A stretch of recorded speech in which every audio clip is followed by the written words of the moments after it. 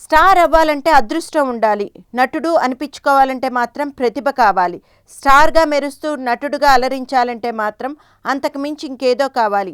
ఆ లక్షణాలన్నీ పుష్కలంగా ఉన్నాయి ఎన్టీఆర్లో. అభిమానులకు ఏం కావాలో అవన్నీ అందిస్తూనే నటుడుగా తనకేం కావాలో అది తీసుకుంటూ రెండు వైపులా సంతృప్తికరమైన ప్రయాణమే సాగిస్తున్నారు. ఈ మధ్య ఎన్టీఆర్లో మార్పు కొట్టొచ్చినట్టు కనిపిస్తోంది.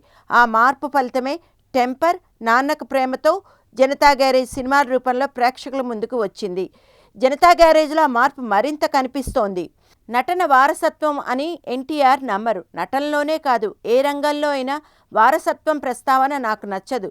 ప్రతి ఒక్కరికి ఓ అవకాశం వస్తుంది. అలాంటప్పుడు ఎవరికి వాళ్లే నిరూపించుకోవాలి. పెళ్ళైపోయి ఒక అబ్బాయి ఉండు, ఇప్పుడు ప్రేమ కథలంటూ పరిగెడితే బాగోదని ఫీలింగు. ఈ మార్పుకి కారణము ఫలితాలే, అంటే ప్రేక్షకులన్నమాట. నేను వండేది నా కోసం కాదు కదా, ప్రేక్షకులకు నచ్చాలి. వాళ్ళకి నచ్చితే మళ్ళీ అలాంటి ప్రయత్నాలే చేస్తుంటాం. లేదు, మేము ఇలాంటి సినిమాలే చేస్తుంటాం, మీరు చూడండి అంటే చెంప దెబ్బలు పడతాయి. అలాంటి దెబ్బలు నాకు తగిలాయి. అప్పుడే కదా నేను మారాను. మాకేదో స్టార్డమ్ ఉంది, మేము స్టార్ హీరోలమని మేము అనుకుంటుంటాం. నిజానికి అలాంటిదేం లేదు.